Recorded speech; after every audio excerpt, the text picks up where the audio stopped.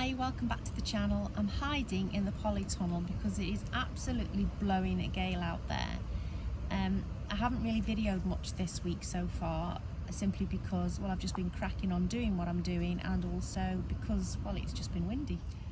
At the weekend, my sister came and we filled her beds up, and it was really wet because we'd had a lot of rain last week, and the paths around her beds were incredibly muddy.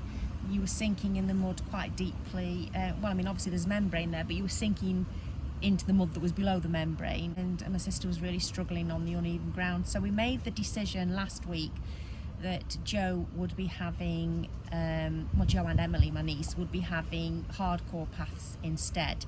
So the last couple of days, that is what I've been doing. I've been laying her hardcore paths. So I will just show you a couple of clips. We use this hardcore around the farm on all of the tracks. As you can see, I'm no longer sinking into the ground here. It's quite firm underfoot, which will make it so much easier for my sister and niece to get about. They've seen it, they're really happy with it. This bit here just in front of me is where her compost bin's going to go, and the area to the right between the shed and the fruit cage is going to have a greenhouse structure. I've put the edging strip down back to my back of the polytunnel door, and I have started with a little bit of wood chip.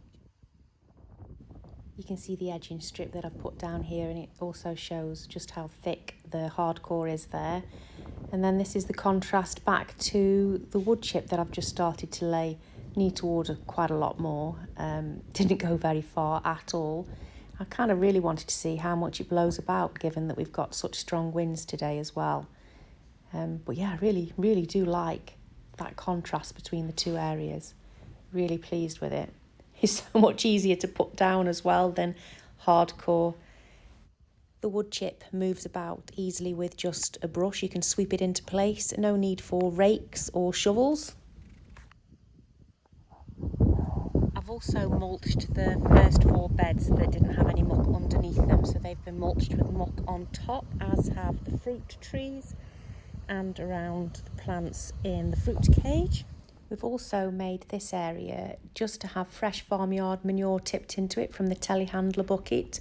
It's just some pallets and silage sheet stapled to the inside. Just thought that would help me with some really good fertile additions. And then these are a couple of my leaf mould bins. I have 2 more at the bottom of the garden as well. And obviously you can see the lawn rake next to it that I've been using. And I'll just pan across to the pond there. It's always nice to see the sun make an appearance after you've had a lot of dreary weather.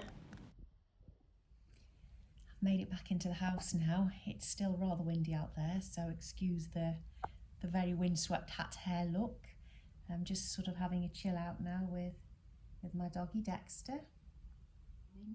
He's a good boy.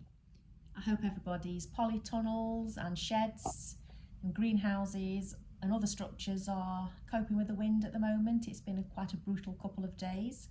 I did watch my own polytunnel flexing about. All my seeds are now bought for next year, so I might include a little bit of what I've bought in another video. I've planted my garlic and shallots, which I did on a shorts the other day. Thank you again to all of the new subscribers. I really appreciate you clicking that subscribe button. It means a lot to me. And I will catch you in the next video. Happy growing. Bye.